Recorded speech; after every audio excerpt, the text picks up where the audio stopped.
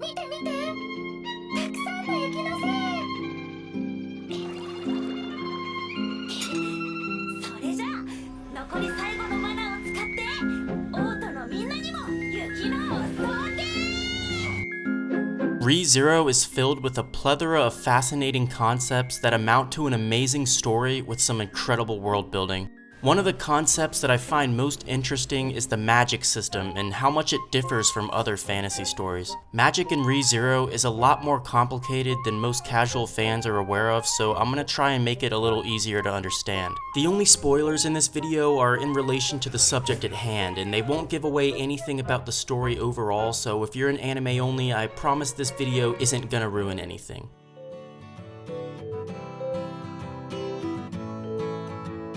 Starting off with the basics, there are 6 magical elements in ReZero: fire, water, wind, earth, yin, and yang. But they're not quite as simple as they sound. For example, fire magic isn't the ability to control fire. It's actually the manipulation of temperature. So yes, with enough heat, fire can be created, but with the complete absence of heat, you get ice instead. So when we see Puck using ice magic, he's really using fire magic. And as we know, Puck is the great spirit of fire, so hopefully that correlation makes sense to everyone.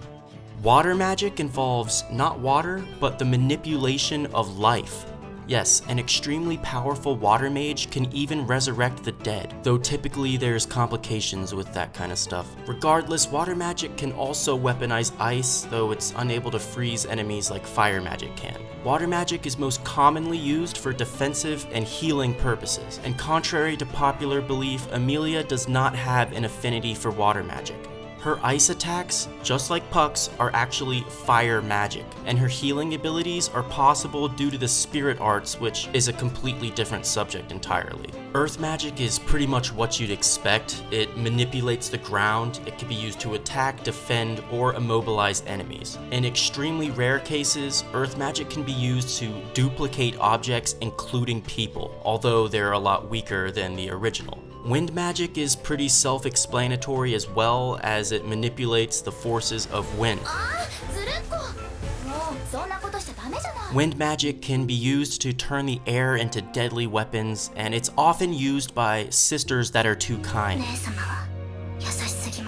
Yin magic specializes in debuffs and other forms of utility, such as removing the weight of an enemy or perhaps an ally if that would help them. It can also be used to attack enemies directly by firing out flaming chunks of crystallized mana. Yang magic is rarely seen in ReZero. It's the opposite of Yin magic, which means it specializes in buffs instead of debuffs. It's also got some utility functions, such as restoring the quality of broken items, and it can shoot heat rays. Yeah, like I said, the rules and limitations for each element are loose enough to leave room for a number of exceptions. However, that doesn't mean everyone can use them, so not every Yang magic user shoots heat rays, not every water mage can use ice to attack. Each field of magic has its own specialty, but the possibilities go far beyond it, and as always, higher level spells have higher level requirements to go with them.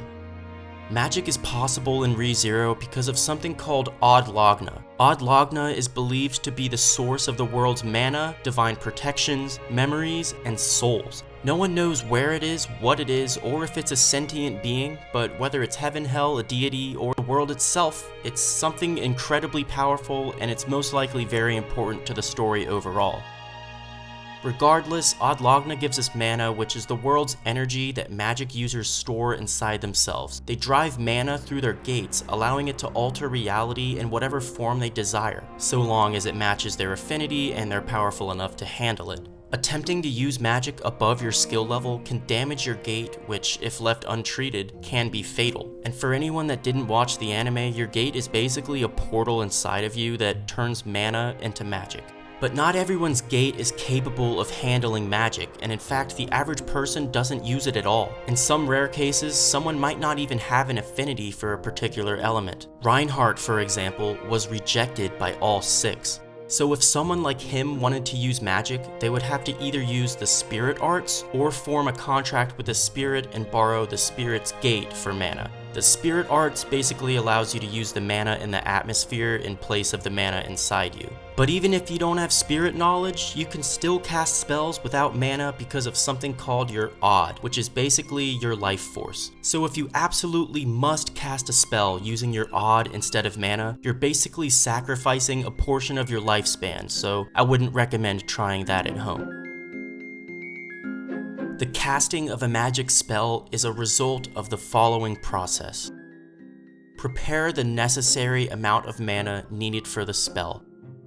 Visualize a mental image of the spell you intend to cast. Ready your gate, and then activate the spell with your incantation. Your incantation is the verbal chant that activates the spell.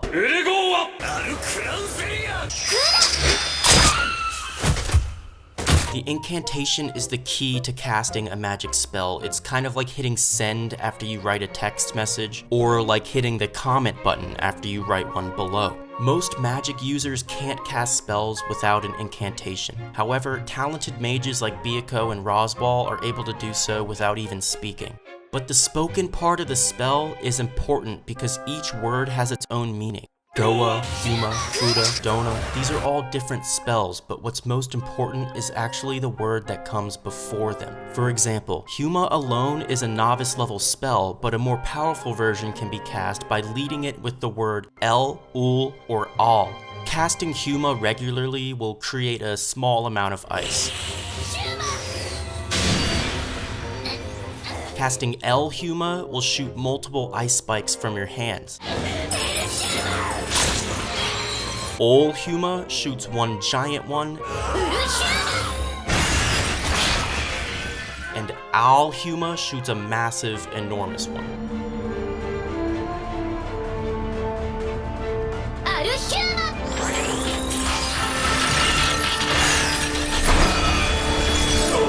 This system applies to the other spells too. For example, Subaru is capable of casting Shamak, the yin magic spell that breaks the connection between the mind and body of its target.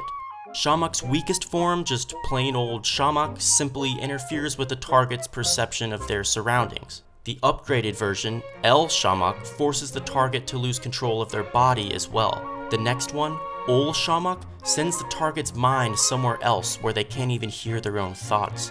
And the final version, Al Shamak, sends the target's body there with it. Yes, it literally teleports the target to a different dimension permanently. That's the full power of Shamak at its ultimate form. But keep in mind, a spell this strong requires so much power and mana that not even Roswaal can cast it yet. Roswaal's most powerful spell is Al Goa, the highest level fire attack, which unleashes a massive inferno upon his enemies.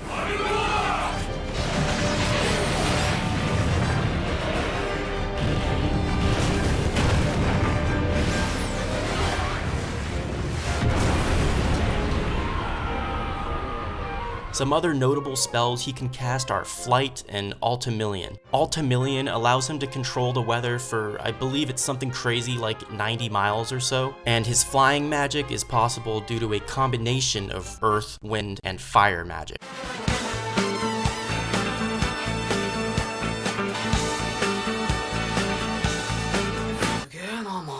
Combining magical elements is a rare occurrence that only exceptionally talented mages can pull off. Julius is able to mix all 6 affinities into one attack, his strongest being Al Clarista, which fires a long-range beam of destructive energy. The last magic spell I want to mention is Amelia's Flowers of Ice attack, which is, yep, that's right, fire magic. She plants ice flowers on her target's wounds, and the flowers grow as they suck out blood, eventually killing the target. She's got some other badass abilities where she creates weapons out of ice, but I think you get the point. Amelia's actually got the largest mana capacity out of every character in the series thus far, but that doesn't mean she's the strongest.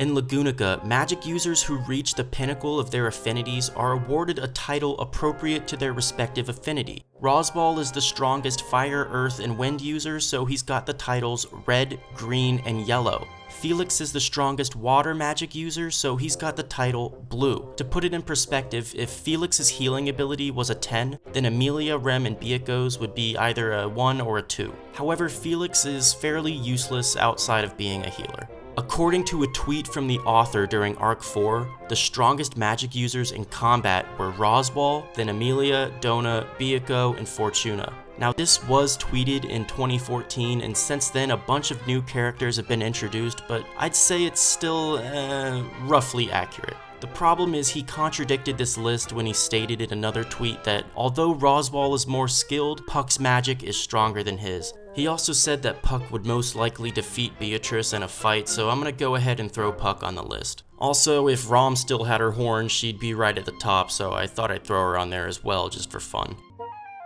Now, although this video is not about authorities or divine protections, I thought I'd briefly mention them just to establish the difference between them and magic. Authorities and divine protections are not magic. Divine protections are basically passive buffs or abilities that lucky individuals are born with. They can range anywhere from poison immunity to water walking. Some are incredibly strong and some are borderline useless. It's possible, but extremely rare, to have more than one divine protection. They can't typically be gained or lost, and it's basically up to Odd Logna whether you get one or not. Authorities are a little different. These are powers that are believed to have originated from witches, and are typically only used by witches and Sin Archbishops. There's one authority for each of the deadly sins, including the 2 that Pope Gregory got rid of a long time ago. Unlike divine protections, authorities can be obtained at any stage of life, and the powers gained from them are formed based on the compatibility of the host with the respective sin. The main difference between authorities and magic is that while magic can be controlled, authorities will control you. I think that's mostly everything I wanted to say. Of course, if you guys have any questions or you want to correct something I might have messed up, go ahead and drop a comment below. I always make sure I read all of them. But I hope this video taught someone something. If it did, make sure you give it a like to support the ReZero content, subscribe, all that stuff. I think you get it. Let me know what you guys want me to talk about next, alright? Keep the ReZero discussion going, friends. I'm out for now. Peace.